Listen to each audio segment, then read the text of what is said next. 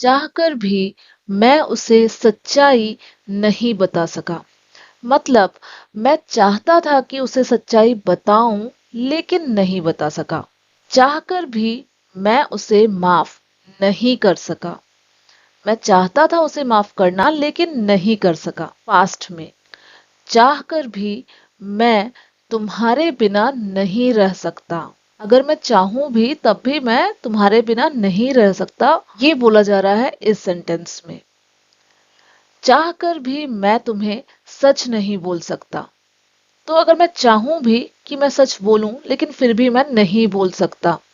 तो गाइज ये जो सारे सेंटेंसेस है, इसे हम हिंदी में तो बहुत ही आसानी से बोल लेते हैं। तो आज के इस वीडियो लेसन में हम जानेंगे कि इस तरीके के सेंटेंसेस को इंग्लिश में कैसे बोली जाती है, कौन सा स्ट्रक्चर फॉलो करना होता है।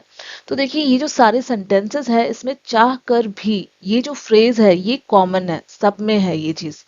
तो चाह कर भी के लिए हम यूज करेंगे इंग्लिश में even though I want to, या even though I wanted to.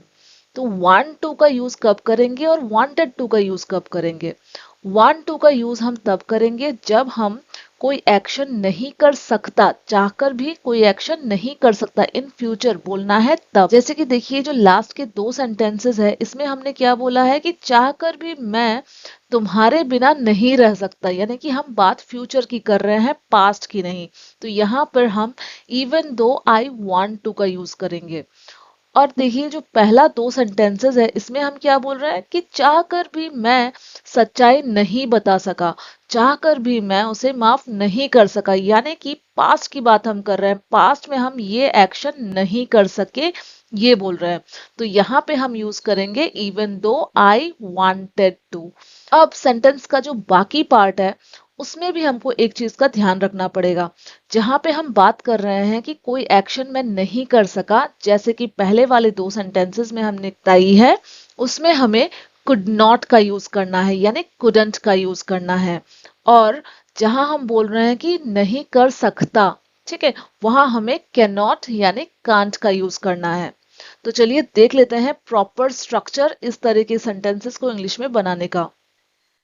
Even though I wanted to या want to, I couldn't या can't, प्लस वर्ब का फर्स्ट फॉर्म, यानी जिस एक्शन की हम बात कर रहे हैं उसको उसके बेस फॉर्म में यूज करना है, प्लस ऑब्जेक्ट।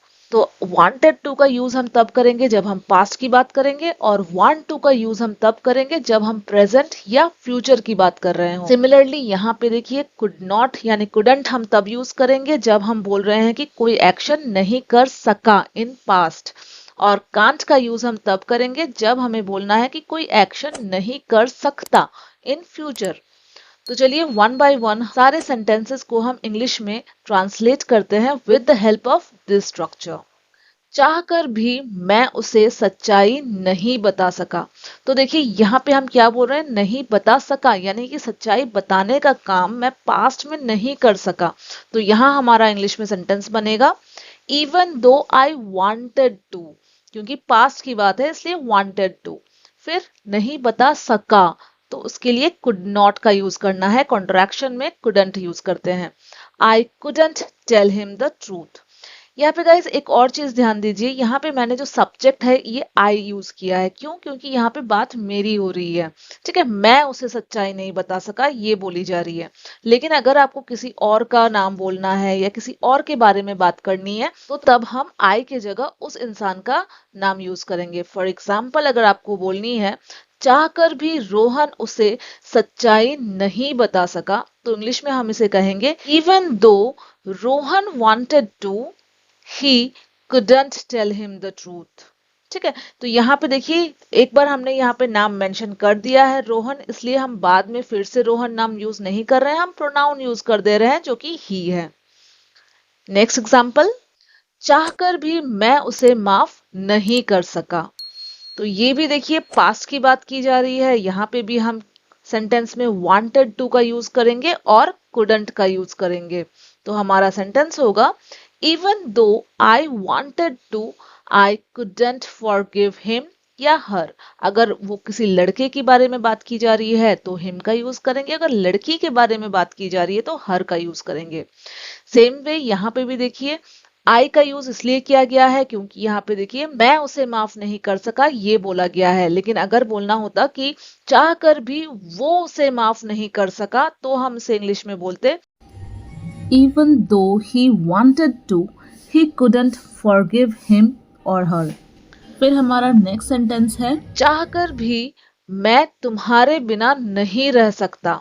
अब ये वाली जो सेंटेंस है ये देखिए पास्ट की बात हम नहीं कर रहे हैं, इस सेंटेंस में हम फ्यूचर की बात कर रहे हैं। क्या बोल रहे हैं कि फ्यूचर में मैं उसके बिना चाह कर भी नहीं रह सकता। तो यहाँ हम सेंटेंस 1 2 के यूज से बनाएंगे और साथ में कांट का यूज करेंगे क्योंकि यहाँ पे सख्ता की बात की जा रही है, एबिलिटी की बात की जा रही है। तो इंग्लिश में हमारा सेंटेंस होगा even though I want to, I cannot live without you. Contraction में बोलेंगे तो even though I want to, I can't live without you. चाहकर भी मैं तुम्हें सच नहीं बोल सकता। ये वाला सेंटेंस भी हम फ्यूचर की बात कर रहे हैं। क्या बोल रहे हैं कि मैं चाहूं फिर भी मैं सच नहीं बोल सकता इन फ्यूचर, है ना, पास्ट की बात नहीं हो रही है। तो यहाँ पे भी हम want to का यूज करेंगे। तो हमारा इंग्लिश में सेंटेंस होगा even though I want to, I can't tell you the truth.